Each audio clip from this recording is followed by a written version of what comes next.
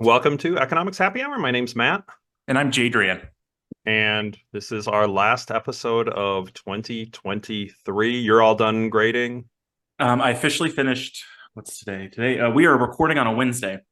I finished on a Monday and got all the grades posted that afternoon. Dealt with all the emails the next morning, and today has been email free, related to grades and final grades. So I'm gonna mark it as officially done. Very cool. Yeah, I have my one class. I still have a little bit of grading left, but it'll Mhm. be by the time people listen to this, I will be done. You bet. I think your provost is gonna agree with that. But that's I'd be in a by lot of end of. trouble. Yeah, they're due 2 days before this drops, so Yep. I better have them in. And then you have some travels coming up over the break. I have a Some little bit of travel. travels, Might see some stadiums. some personal travel, some business. I'll call it business travel. I guess I'm going to the AEA meetings in San Antonio. So I guess this will come out before the AEA meeting. So if you're going to be in San Antonio for the American Economic Association annual meetings, please let me know. Happy to meet up and hang out. But one of the things that's really cool, the annual meetings this year are in San Antonio, Texas. I am from outside of Houston, Texas. So what I'm doing is I am going to fly into Houston, get a rental car, drive to see my family, drive to San Antonio, and then fly back from San Antonio. So anytime there's something in Texas, I try to go home, make it a little bit longer. So it'll be a nice sort of personal trip, professional trip together. What Very about cool. you? I might have some travels. It depends on, we're still trying to figuring it out. Would likely be visiting family. May have some other stuff too, but Yeah. so should be nice. And Matt is at work, so I'm at yeah. home drinking. But I was what going are to you chime in and say, drinking? I was going to chime in and say, talk about spirits. I should have had a mixed drink, Yeah. but I'm not. I'm having a Spirit beer. of Christmas past.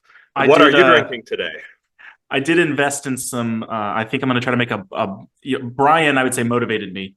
I'm going to try to make a bar cart and try to start making mixed drinks. So Brian O'Rourke, you have motivated me with your sidecar. I'm very interested. We'll see how I do. Worst case scenario, I spent 150 bucks at the liquor store on a bunch of different things, and they'll sit in my cabinet. So It'll I be think I fine. could drink it. Today, though, it's Uh, a beer. Today, though, it's a beer. I am having. Where did I buy this?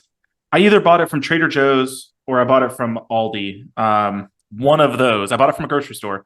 It is a white tied Belgian style wheat ale with orange peel and coriander. And since it doesn't have Joe in the title, I'm going to assume I got it at Aldi. And it's made So by who? uh, Like, what's the name of the brand name of the beer? brewed and bottled by Rockwall Brewing Company. Okay. Is it got a title for the beer, or is it just White white tide. White Tide beer? So Okay. it's sort of like a blue moon. So to celebrate, I put it in the Yep. appropriate glass even. Um, And except mine, I have no head, so who knows how this is going to taste? that looks a little sketchy, I gotta say. I have a Diet Coke. I'm in the office today, so say but I am pouring, you often have the cool things. I am pouring it Mm. in our Bloomberg for education. We have 16 Bloomberg terminals for a little over Oh, wow. 16 for a little over 600 business students. One of our finance faculty members had said we may have the highest ratio of any school, and That. I'm not certain of that. Some might only have 12 is like the magic number, but then after 12, Mhm. you get the same price for any four more.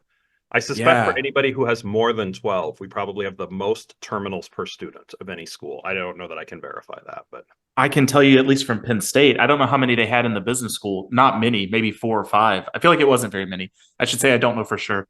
But the econ department is not in the business school yeah. there. We had two Bloomberg terminals, but we also had like 1,000 majors. Yeah. So your ratio you're still winning on that Pretty one. good. I would imagine they had 12 across the campus because the first one costs full price, the second one costs full price for a university. The third one, you get nine free. Hmm. That's university What pricing a I cannot wait to hear your next YouTube video on the pricing strategies of Bloomberg. of Blueburn terminals. That's yeah, I don't know. That's an interesting one. It would be an interesting graph on that. You know But what? My guess has to be that if you're so wait, if you pay for two, you get nine free. no, the first two are full price. This is only Okay. universities that get this Yeah, deal. yeah. This is But if you're willing to buy three, then the next nine are free. No, three is not cheap. It's like 75 grand a year. Yeah. I For wonder the if there must be some threshold, right? That at Yeah. very small places have one, and then yeah, three must Well, be I the mean, magic outside number. of academia, we had a job candidate who came in recently who worked at the Fed, and they said they had a Bloomberg terminal at their Hmm, Federal Reserve in Philadelphia. Um, interesting. This was not what we had planned to talk about, so maybe we should no. get back to So Ebenezer Scrooge as we're talking Ebenezer about Scrooge. dropping money on a Bloomberg So terminal. Ebenezer Scrooge. The a short if you go through and go to the Cliff Notes version that is on Google. Ebenezer Scrooge is a hard-hearted old miser who hates Christmas, exploits his clerk, Bob Cratchit, and mocks those who seek to help the poor. On Christmas Eve, though, he's visited by the ghost of his former business partner, Jacob Marley. So that's Scrooge. The question we're asking here is, was Scrooge good for the economy, or was his behavior good for basically the economy, society? Was it bad for society? And what's the mix of both?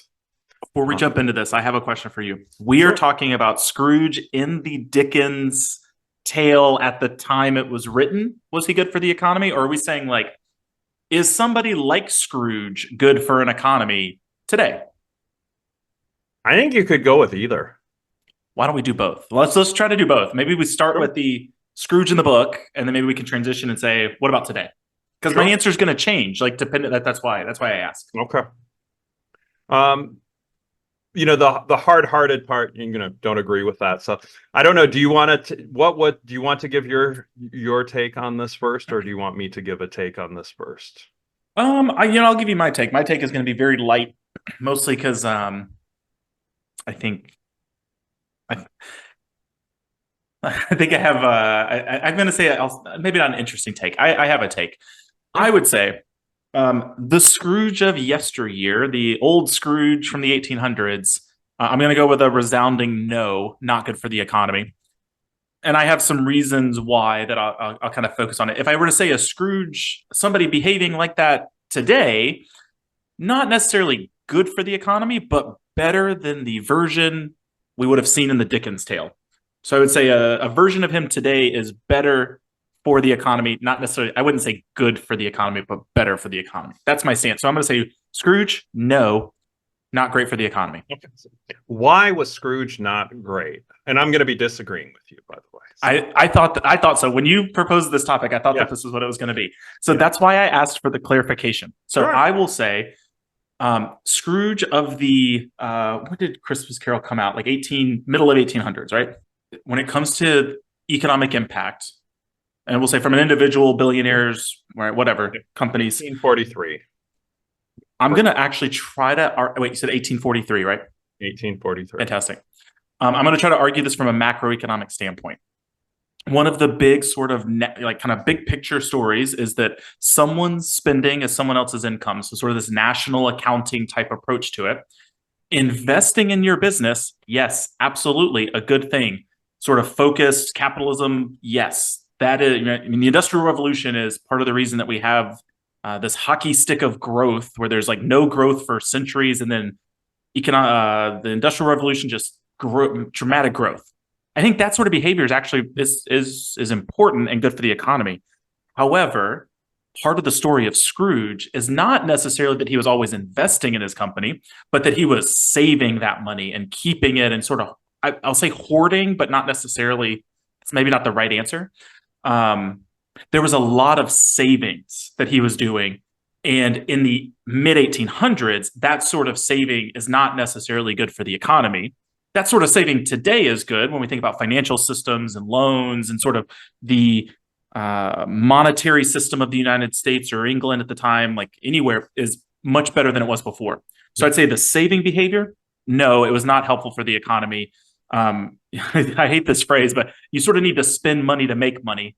He was a spendthrift, right? He wasn't spending very much money. So you weren't getting that sort of turnover of dollars in society that wasn't really sort of helping drive the economy. So that's my stance on old Ebenezer Okay. Scrooge. But in our entire, this is the last episode of 2023. You could argue this is like the last episode, essentially, of season one of Economics Happy Hour. I Season don't one, you got think us talking about macro. I don't think I've disagreed with you more on a topic. Literally, like the Oh, whole yes, year, I okay. don't know that I have. Uh, Okay. This is so good.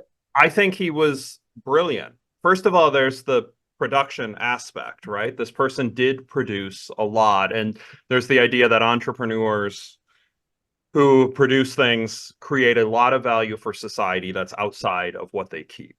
Hmm.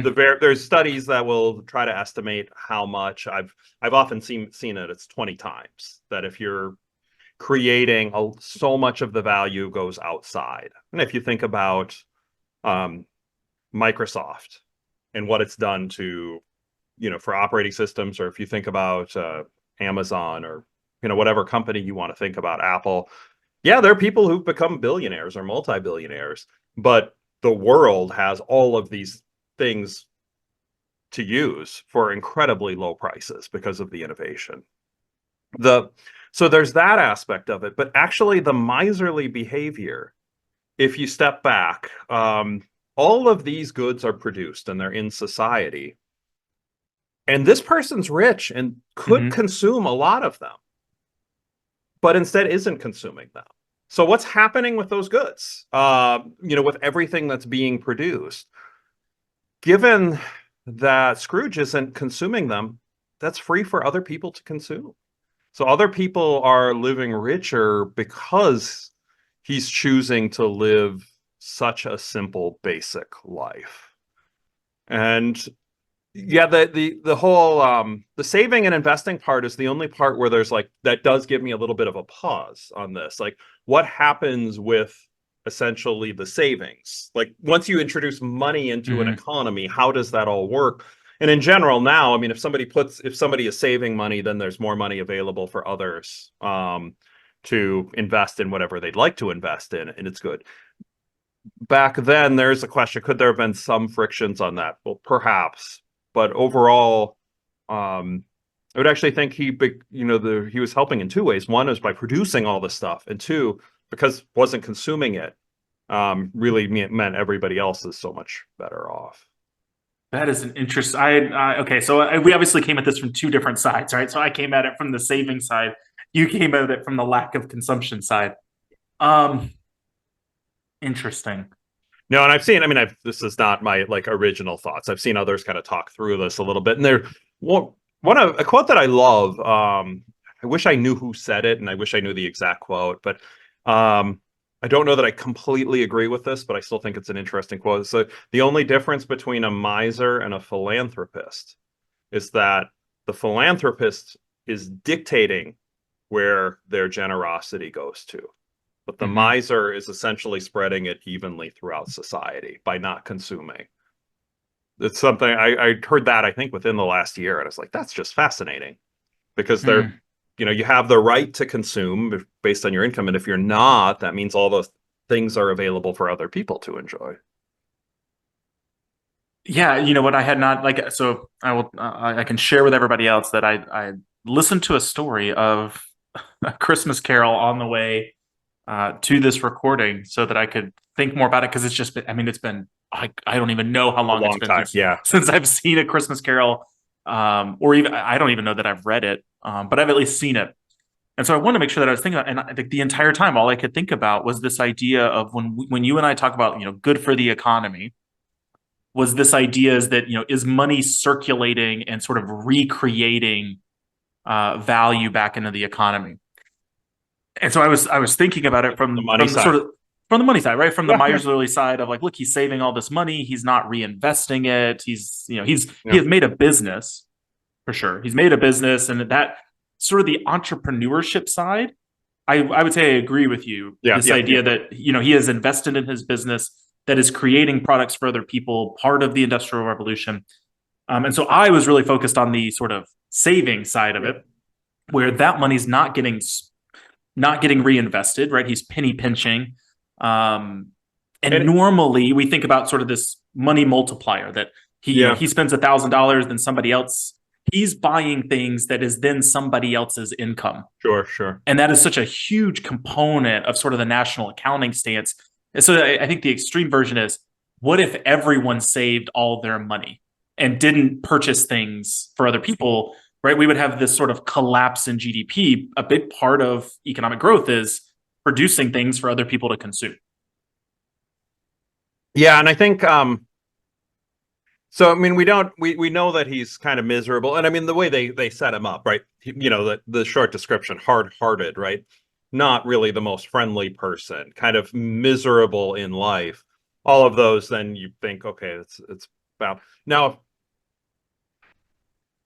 if he had, right, let's say the big luxury of the day in 1843. This is clearly not true, right? But for the point, it was flat screen televisions, right? Like these were amazing, and he just happened to have a room full of all of these things that were produced, and he wasn't using them, and he wasn't letting others. Yeah, I mean, we kind of don't know what's but so you could think about it as like horses, right? I would imagine horses probably would have been really important at the time, even though the Industrial Revolution's happening.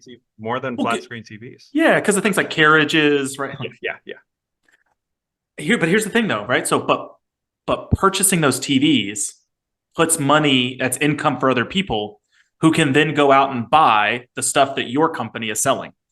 But by not purchasing those TVs, those people have less money, not necessarily more. Like, I think there's a difference between sort of using resources where we think about like natural resources is very different than sort of gobbling up all of the output that's produced. Yeah, and I'll try to think about this, and I'll be interested, for our economist friends who listen to this, chime in, and we'll be really curious about your thoughts on this, because I'm trying to form these as I go. But so if he is not, like, let's say there's some set of things that were produced, and if Scrooge isn't out buying them, in theory, what does that end up doing? Okay, well, the seller, if there's some number of them produced and they all go out to people, if some number of flat screen TVs have been produced and they're all going out to people, then all of a sudden every one extra person's getting one, if he was going to have one in his house or not, or, one. But I guess if his spending, is there any world in where him not spending causes things not to be produced in the first place? If that's the case, I think the argument that has some negative impact on the economy is a lot stronger. Well, I think that would be true, right? Because if he's not putting money into the economy, right? So say he's not purchasing food, right? I mean, he has to eat, but right, banquets or something, right? If he's pulling money back, that's going to, all of the other people should respond in that, oh, my main source of where I'm sending cookies. Let's go with cookies. It's almost cookies. It's about to be new January, so maybe we're going to talk about diets again for our next episode. Right, like if I'm a baker and I know that Scrooge orders a dozen cookies every single week, but he's going to cut back, I'm not going to keep producing cookies and hope that other people purchase it. I'm going to also scale back and say, well, my main customer is not purchasing things anymore. I'm going to sell a little bit less. So that part's true. Although then the counterpart that I go to is that person could devote their labor to producing things other people would want. Right, but it would be the next best thing, which would be a lower value.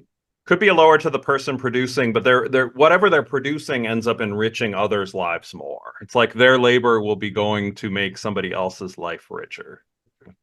So I don't. We're leaving people. We're leaving people to think about, and we're going to try. Yes. You know what? Actually, Matt, I think that's a good point. Right. I think there's being good for the economy is not an absolutism, right? So like, there's not a you're good or bad. Yeah. And even though we presented it sort of, I think, starting that way, I think this is a really good chance to think about, could Scrooge have been better for the economy, given old Scrooge? And I would say spending more of his money would have been better for the economy. It would have generated new economic activity that people could have. Now, that's not to say I don't think he should spend every single penny that he has. He should not spend beyond his means. We don't want that. Right at the end of the day, again, I'm going to go back to national accounting. At the end of the day, spending and saving, they have to add up. We can't all do that. And so I think he could have been better for the economy by spending more. I don't necessarily think his behavior is bad for the economy. I think he could have been worse. And so I would say I'm somewhere. Let me A little bit in maybe the middle. restart it. I'd say I'm in the middle, but I Okay, think he could have yeah, been better for the economy. yeah. Uh, I think the worst thing he probably did was mocking those who were seeking to help the poor. But I don't know that his miserly. I think I'm still not convinced that the miserly part wasn't good. But we'll let everybody else chime in. We went into this thinking we need to keep this short because we're hoping to record two today, so that over Christmas break we can, as we're doing the traveling, have a couple in the queue. So I think we could maybe stop there. But we would love your comments and your thoughts, for everybody who's listening. Give us what you think on A Christmas Carol, and then I don't know if you have any Christmas themed pop culture other than the fact that we just spent the whole episode talking about. Of course I do. Christmas Of is one of course, my awesome. favorite ones. What do No, we man, have? I think this was a great episode to just talk a little bit about that sort of behavior. I came into it obviously in one direction. You've at least convinced me to think a little bit differently. So I'll actually give two. We haven't talked about the Journal of Economics Teaching today, so maybe I'll squeeze this in here. There is a paper in the Journal of Economics Teaching about using Christmas movies to help teach economics.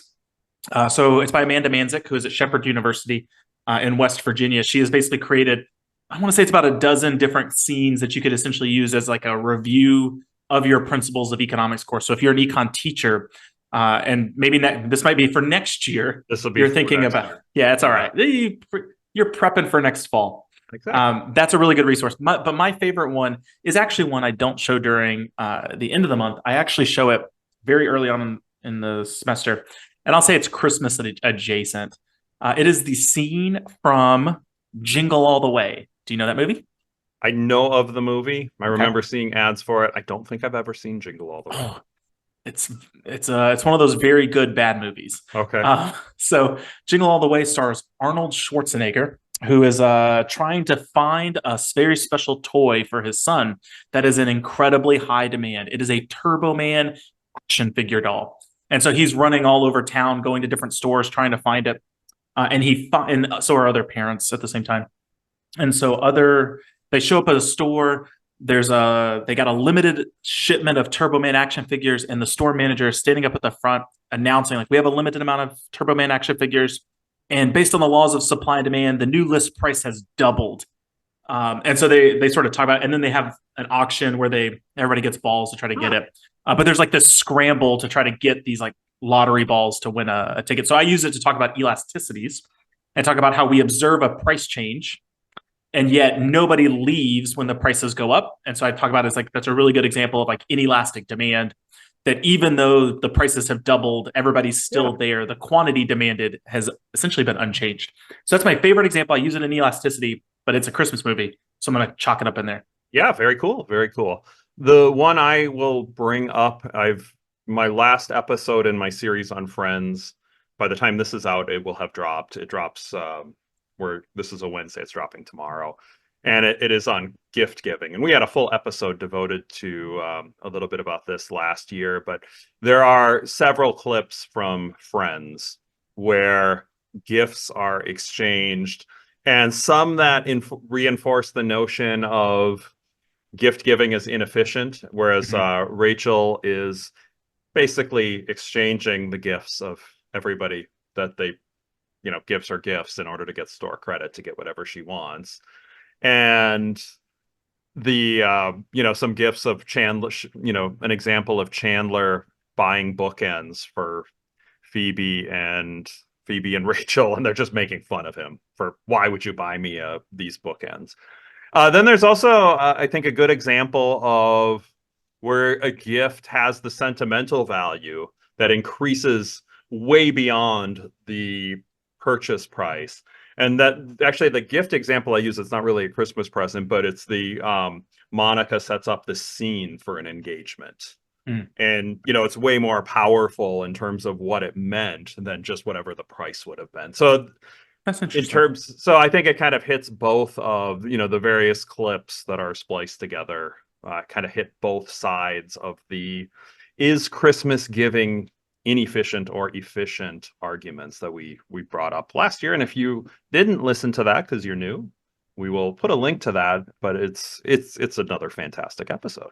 It is episode 1 of the podcast, so it's very easy to find. It is currently our. This is sort of interesting. It is currently our number 2 top post, but it is our very first post. But yeah, we'll include a link for sure in the Substack. Very cool. And thank you to everybody for listening. This is our last episode of 2023. We appreciate so many of you listening, reaching out to us, giving us beers on occasion, making comments. We got a great note about somebody kind of writing up a lesson plan on this and sharing that with us. And just the emails, the notes of people who said that this has been meaningful. I know it's makes it exciting, I think, for us to keep doing this. Absolutely. So thank you, you to everyone. Season 1 is officially in the books. Season 1 is in the books. And thank you. We'll look forward to seeing you all in 2024. And Jadrian, cheers. Cheers, Matt.